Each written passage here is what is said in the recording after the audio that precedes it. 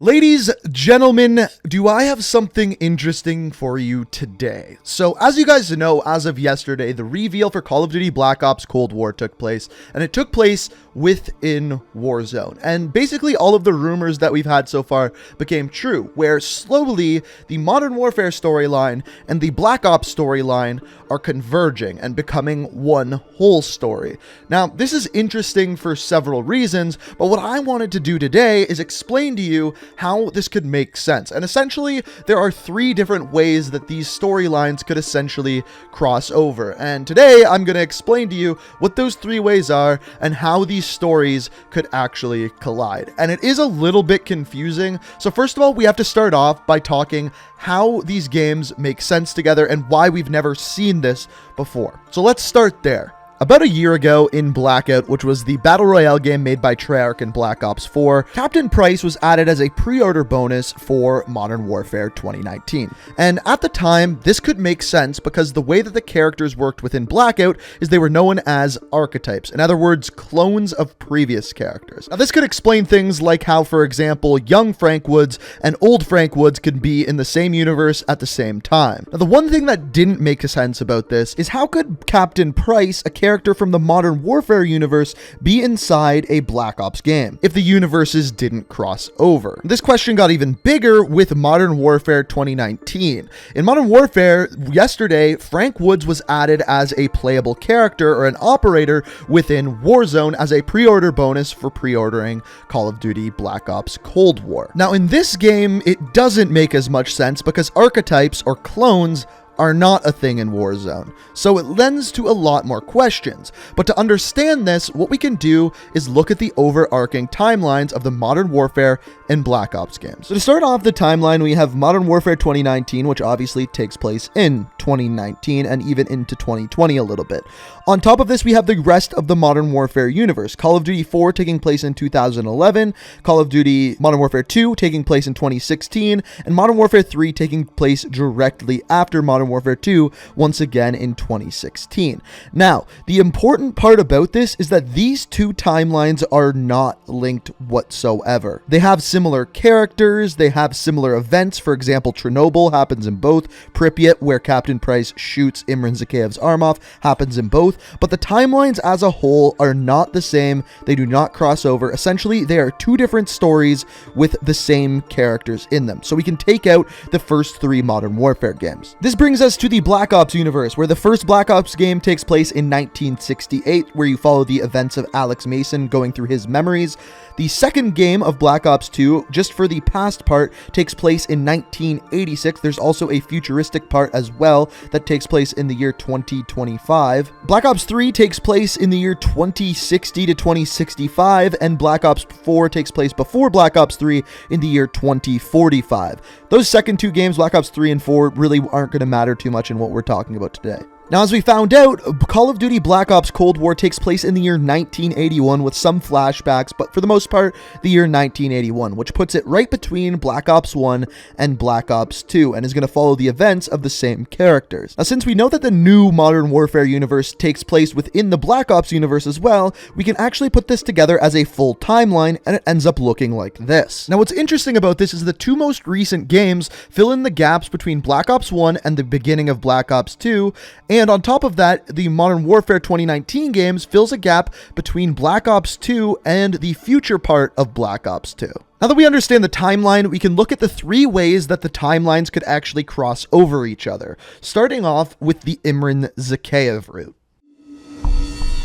So in the original Modern Warfare trilogy, which as we know is not a part of the timeline we're talking about today, but just to give a little background, in that series, he was predominantly a bad guy in the year 2011. He was an arms dealer before, but he didn't really come to power until he started working with Al-Assad in the year 2011. However, in the game Modern Warfare 2019, things are a little bit different.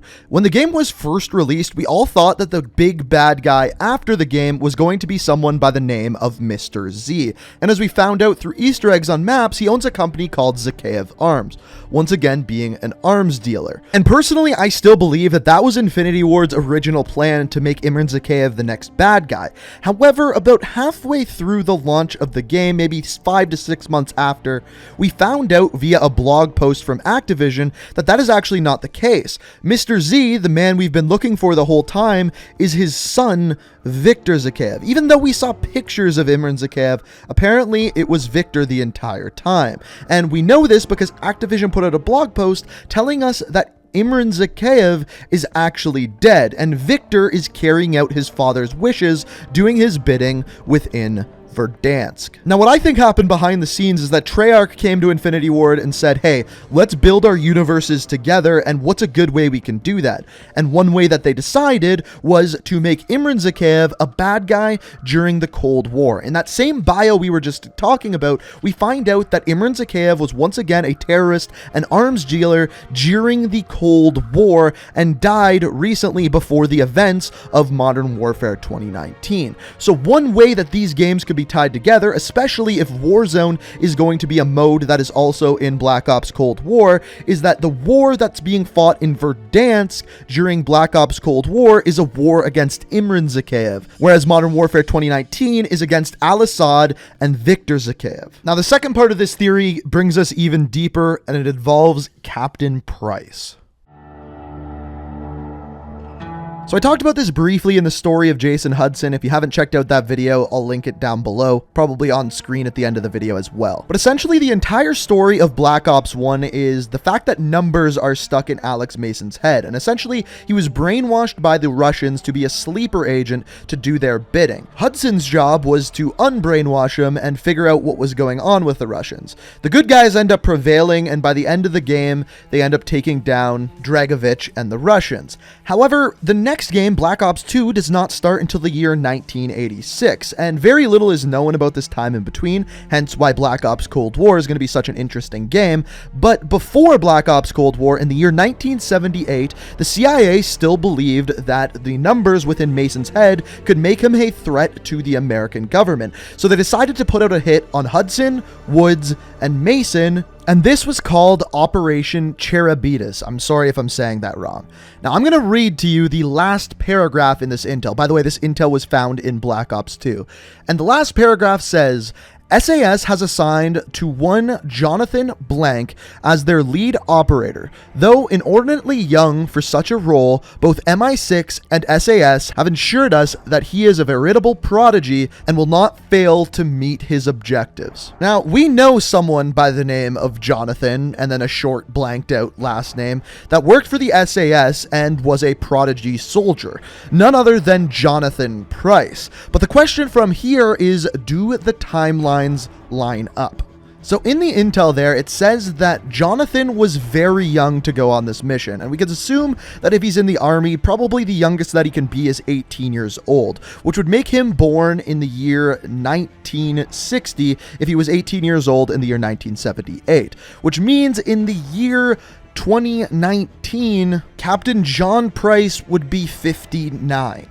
So, it's not out of the question. To me, in Modern Warfare 2019, he doesn't look that old, but it is possible that he could be 59. A 59-year-old who's absolutely jacked out of his mind for a 59-year-old, but it is possible. A stretch, yes, but possible. I mean, I guess it is important to say that nowhere in Modern Warfare 2019 does it say his age, what year he was born, or anything like that, whereas in the previous Modern Warfare series, it did. So, I don't know, that could play into it. But like I said, it's possible, but a stretch. Now, where things get even more confusing is when we look at the new Frank Woods in Warzone. Since now we established this is the timeline, we do know when Frank Woods was born. Frank Woods was born in 1930, which in 2019 makes him 89. Now, Captain Price being 59 is a stretch, but Frank Woods in this image we're looking at here simply is not 89. That makes zero sense. So how is he in Modern Warfare 2019? Well, I thought it was impossible, and maybe I was just looking into it too far. It was just too big of a stretch, and maybe it was just simply for promotion. But there is one other theory, a much cooler theory, and it all revolves around the intel that was added in on Tuesday. Now, this intel says, finishing what father began, Adler, Perseus ? Perseus tried recruiting IZ, referring to Imran Zakhaev, and then moving to Shower Block 2. So this once again consolidates that idea of Imran Zakhaev in Cold War in Verdansk, once again being related to Perseus, who we know is going to be the bad guy in Cold War, and that all ties together with a nice bow. Now, when I first read this note, I thought, okay, it's just Viktor Zakhaev writing this about finishing what father began, talking about his father, Imran Zakhaev. But why would he then later write IZ and not just father again? It doesn't make any sense. So it started me wondering, this was found within prison. And as we know, Arm 3-1, the prisoner or the missing operative of Armistice, was in prison. So it made me think that maybe Arm 3-1 wrote this letter, and Arm 3-1 could very well be Frank Woods, since we found this. And then the last piece of the most recent intel leads us off the side of the map and takes us what appears to be Frank Woods' backpack. So why would Frank Woods write finishing what father started? Well, it got me thinking, what if the Frank Woods that we just got within Warzone isn't Frank Woods? What if this is Frank Woods Jr.? It's his son. Now, there's very little evidence to support this. Even on top of that, if you look at him, he has the exact same tattoos as Frank Woods did back in Black Ops 1. So maybe he got the same tattoos as his dad, but that is really the only thing that could make this timeline fully make sense. Now, what I will say is the Imran Zakhaev and Perseus tie-in to Imran Zakhaev working in Verdansk during the Cold War is almost guaranteed. I promise you that is how Warzone is going to work during Black Ops Cold War. However, the Frank Woods and Price tie-ins, they're a little bit more of a stretch, but they do line up. If Frank Woods in Warzone is Frank Woods Jr. and Captain Price is 59 at the time of Modern Warfare, this totally lines up perfectly. Yes, like I said, some of it is a stretch, but at this point, I want to hear what you think. Do you think Frank Woods in Warzone is just a promotional material, or is there more story to it? Let me know what you think down in the comments. If you enjoyed the video, if you liked the explanation, it's always appreciated if you hit that like button. If you're new to the channel, like what you see, make sure to hit that subscribe button, turn notifications on. But as always, I hope you enjoyed. Thank you so much for watching, and until next time, peace out. Listen.